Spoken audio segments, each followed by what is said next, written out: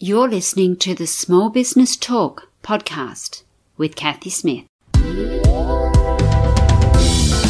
Small Business Talk is a podcast for business owners and entrepreneurs who want a better way to run their businesses without spending years doing it the hard way. Small Business Talk is hosted by Cathy Smith, who has run the same marketing agency for more than 17 years and helped hundreds of business owners achieve their marketing goals. Welcome to Small Business Talk, episode 115. What is your why? Most of us will have read Simon Sinek's Start With Your Why, or if you haven't, you certainly would have heard someone paraphrase it. I was in a group call this week, and we were asked what was our why. Oh, that's easy, we all thought. You know, the usual answers: financial freedom, security for my family, availability or lifestyle, work when you want, where you want, for who you want. Now, the facilitator let a few of us answer before stopping the group. Now, that's nice, he said, but what is your real why? And the answers went on: make an impact, help the community. Once again, the facilitator stopped us and said, same thing. Yeah, that's nice, but what is your real why? Now it was becoming uncomfortable. It was like that deer in the spotlight. You couldn't just think of the first thing that popped in your head, that surface level answer.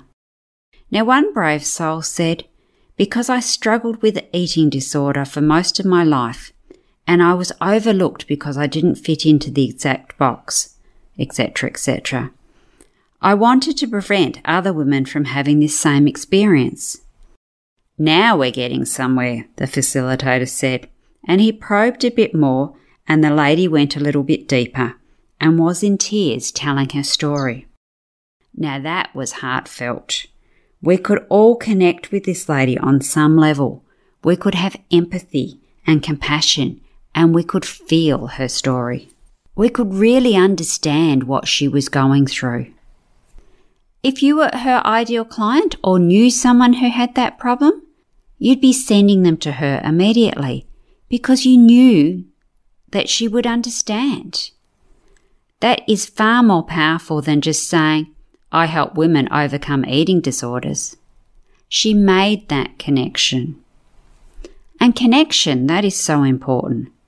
You can see how the connection was made so quickly just by changing those words around and telling the story.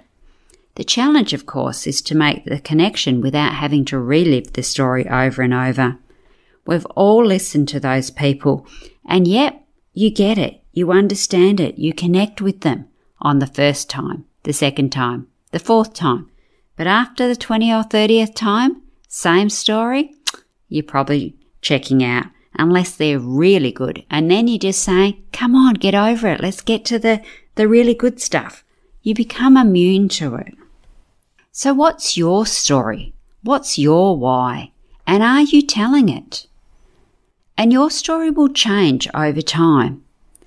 What if you don't have that earth-shattering, moving story, that car crash that almost went broke, the marriage breakup, the whatever?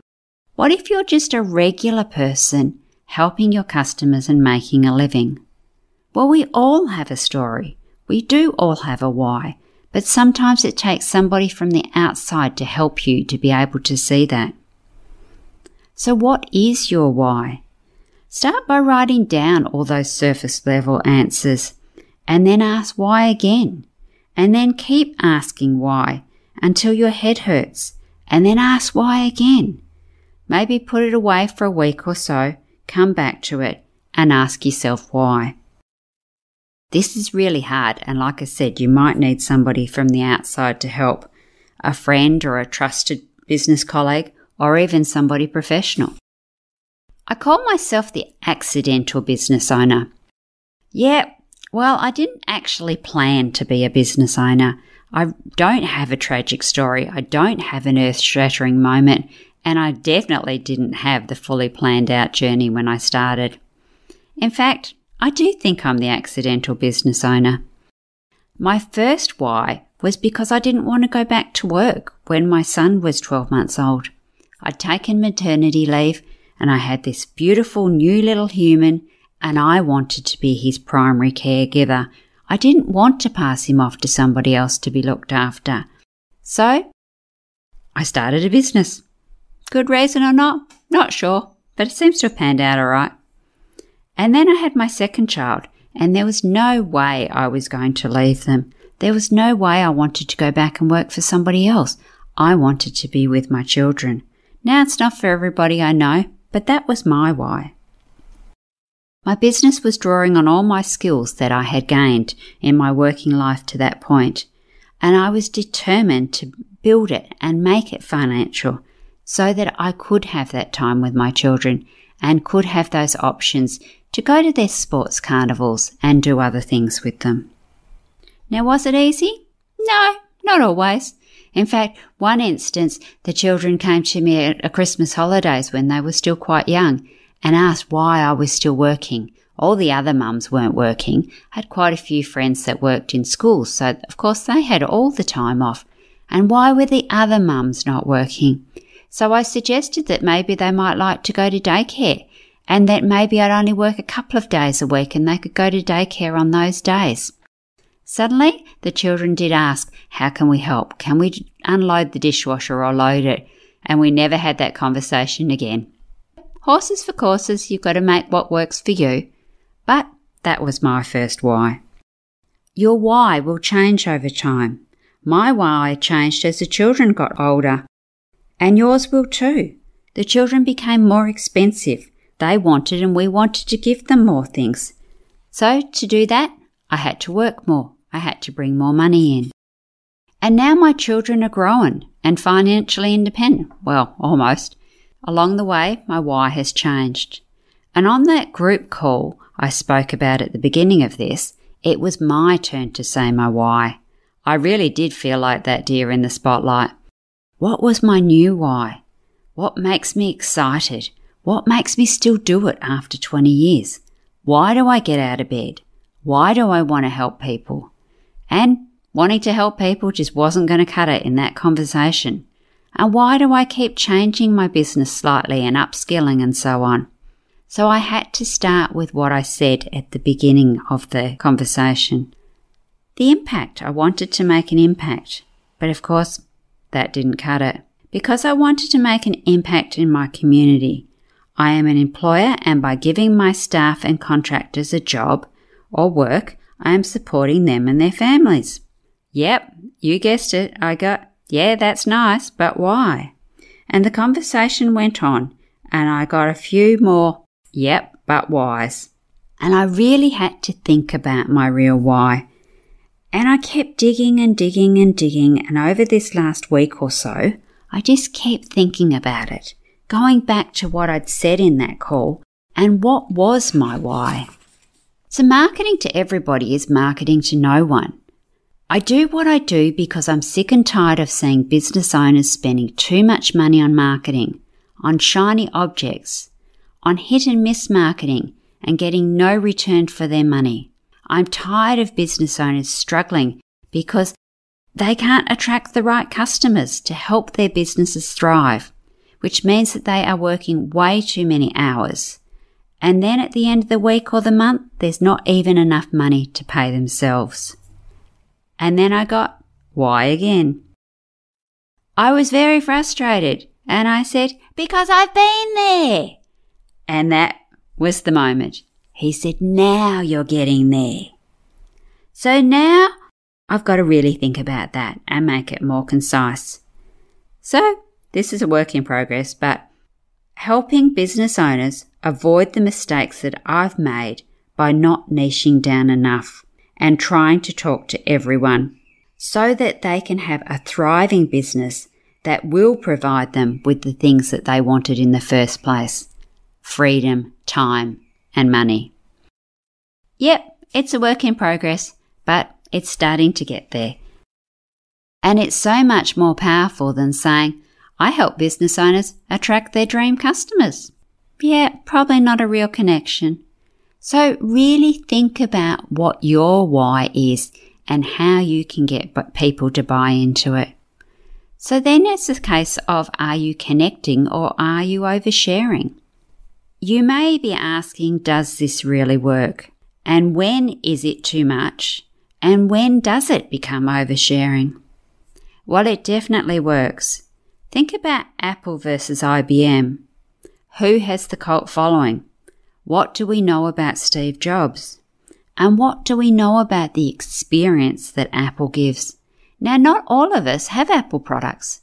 Not all of us have been to Apple stores or Mac stores, but we all know about what that experience is. We all know what to expect. And we all know that when Apple brings out new products, people wait and queue and camp overnight to get them. That is what story brings. So do you know who founded IBM? Who was Apple's biggest competitor in the beginning? Charles Retland Flint in 1911. Can you believe that? No, I didn't know it either. I had to look it up. And what about Samsung? Samsung originally was founded in 1938 as a grocery store in Korea. Yes, I have a Samsung and have had for a number of years, but I didn't know that either. We don't know these facts because the stories are not told. The emotion isn't created. Yes, they're household names and they're super successful businesses, but they rely on volume, not following. When it comes to oversharing, that will depend on your product and your service, your audience and your personality. Share what you're comfortable with and see what the reaction is. Tweak, measure, test and change as needed, and less is definitely better than more. Start slowly and then see what happens as you go along. See what you're comfortable with and see what your audience resonates with. Define your why, and making a connection can make a huge difference to your business. By defining your why and articulating what that why is, you will make that connection with your audience and you will create the trust that leads to long-term relationships. But be aware, you'll also repel people. And that's actually a good thing because they're not your people and they'll either not buy from you or just be very hard work and suck your time. And you can't please all the people all the time. That is where a lot of businesses go wrong. They then try to please everyone. Even Facebook didn't start with world domination. They ended up there.